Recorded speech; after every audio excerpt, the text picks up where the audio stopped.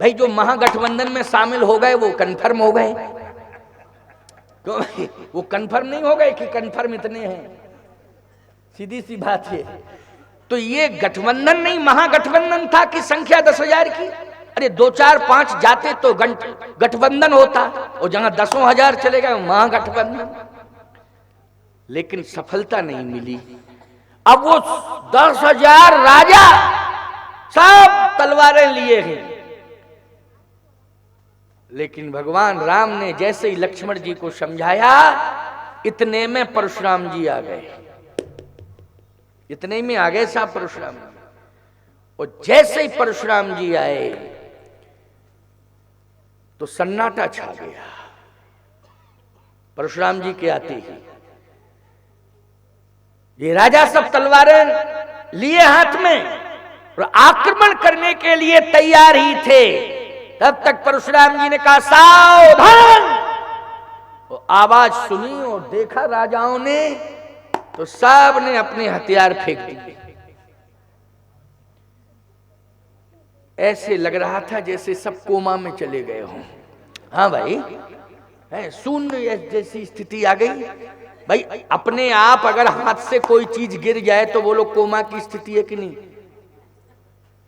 Paralysis क्यों तो कहा जाए, क्या कहोगे तुम?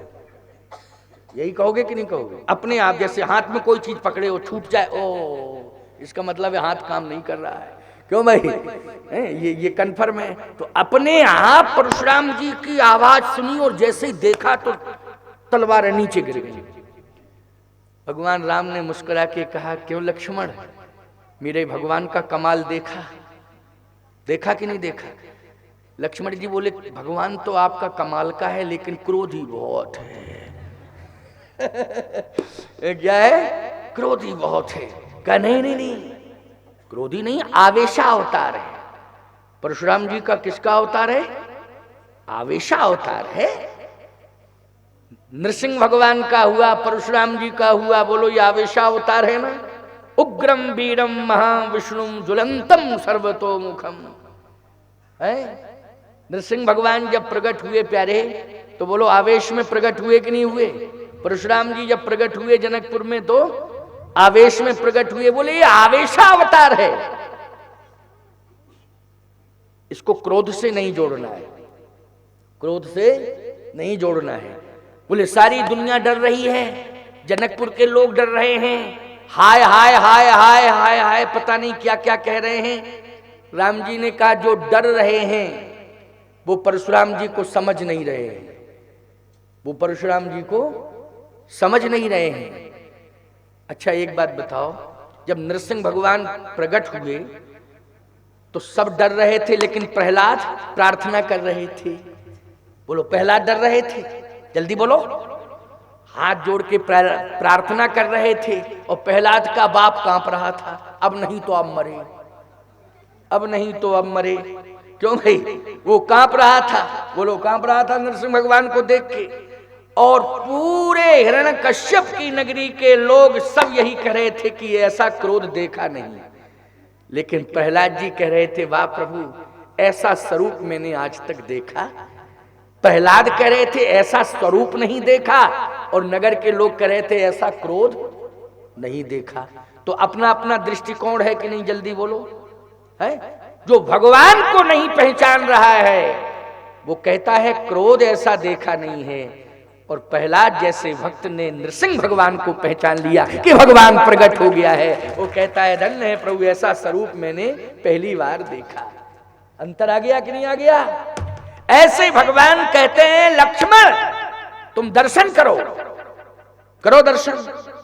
लक्ष्मण जी बोले दर्शन तो हो रहा है, बहुत बढ़िया दर्शन हो रहा है। अब परशुराम जी ने फरसा उठाया, लक्ष्मण जी बोले अब प्रदर्शन शुरू हो गया, क्योंकि फरसा उठा तो प्रदर्शन शुरू। प्रदर्शन शुरू। भगवान राम ने कहा कि तुम्हें फरसे पर ध्यान नहीं देना है, तुम तो चरणों का दर्शन करो। किसका दर्शन करो? चरणों का दर्शन करो। क्योंकि भगुपति समुझ जनेऊ बिलो की, भगवान राम ने परशुराम जी के यज्ञोपवीत का दर्शन किया कि नहीं किया? बोलो भाई। यज्ञोपवीत का दर्शन करने का मतलब है श्रद्धा, आस्था, समर्पण। बोलो भाई। ब्राह्मण का महत्वपूर्ण बाना है, क्यों भाई, है कि नहीं? यज्ञोपवीत धारण किए हो प्यारे, तो ये कह लेना चाहिए, समझ लेना चाहिए कि केवल यज्ञोपवीत ब्राह्मण धारण करके निकल जाए और चोटी में गांठ लगी हो, तिलक मस्तक पर हो, और यदि निकल जाए तो मैं कहता हूं कि गांव ही समर्पित नहीं होता है, स्वयं परमात्मा भी समर्पित हो जाता है। बोलो, हो जाता है कि नहीं हो जाता है? कवच मानता है कि ये ब्राह्मण मेरा कवच है। लेकिन जनेऊ धारण करना सरल है, लेकिन इसका नियम का पालन करना बहुत कठिन है। एक बार एक सज्जन हमको प्रणाम करने आए, तो मैंने कहा कि पिछले बार जब हम आए थे तो तुम यज्ञोपवीत पहने थे, विप्र देवता ही थे, और लेकिन इस बार जब हम आए तो कुछ पहने नहीं थे, ऊपर से केवल अधोवस्त्र धारण किए थे, उत्तर ही थी नहीं। तो मैंने कहा अब तुम्हारा जनेऊ दिखाई नहीं दे रहा है, पिछले साल तो जनेऊ, और इस बार कहां चला गया तुम्हारा जनेऊ? तो एकदम बोला, महाराज सीजन सीजन पहनता हूं। हमने कहा ये जनेऊ पहनने वाला कौन सा सीजन है भाई? गजब की बात है, पता नहीं कैसे कैसे लोग हैं। तो सावधान, ये सीजन का विषय नहीं है? ये हमारी नैसर्गिक परंपरा है। बोलो, विप्र कुल की ये नैसर्गिक परंपरा है, इसका तो हमें निष्ठापूर्वक पालन करना चाहिए, स्वीकार करना चाहिए। भृगुपति समझ जनेऊ बिलो की, यज्ञोपवीत दिखाई दे रहा है परशुराम जी का, दिखाई दे रहा है ना? आहा, मस्तक पर चंदन है, बागंबर मृगशाला पहने हुए हैं। राजाओं ने अपने अपने हथियार डाल दिए। जनक जी गए और साष्टांग प्रणाम किए। जनक जी ने प्रणाम किया। अच्छा, आप कहोगे महाराज जनक जी ने प्रणाम किया तो जनक जी से क्या कहा परशुराम जी ने? यही कहा कि जनक, ये बहुत भीड़ दिखाई दे रही है, ये कैसी भीड़ है, परिचय दो इस भीड़ का। तो जनक जी ने सीधी सी बात कही कि बेटी की शादी है, विवाह है। अच्छा, बेटी का विवाह है, तो बेटी के विवाह में ये सब आमंत्रित आए हैं। तो जनक जी झूठ तो बोलते नहीं, बोले महाराज आए हैं, सुन के आए ये सब। इसका मतलब है निमंत्रण कार्ड किसी के पास पहुंचा नहीं है। आए हैं सुन हमपन ठाना, सुन के सब आ गए। अच्छा, सुन के आए हैं, बेटी की शादी है।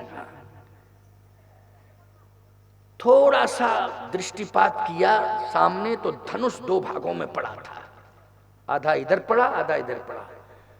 तो परशुराम जी ने जैसे ही देखा, ओहो, कहे जनक ये बताओ कि तुम्हारी बेटी की शादी है, लेकिन ऐसा कौन सा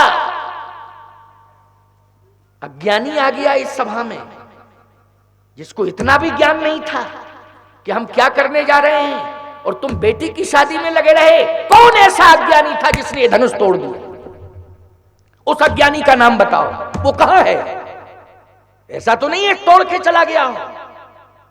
राजाओं ने कहा बहुत अच्छा रहा हम लोग नहीं तोड़े, बहुत ही अच्छा रहा, प्राण बच गए। और फिर इतनी बड़ी बेवकूफी कर रहे थे कि 10,000 लग गए। अब राजाओं ने सबने प्रणाम किया धनुष को कि बहुत बड़ी कृपा कर दी कि हमसे नहीं टूटे, क्योंकि जिसने भी धनुष तोड़ा है परशुराम जी महाराज का कोप भाजन है वो, और उसमें क्या सजा वो देंगे वो जाने।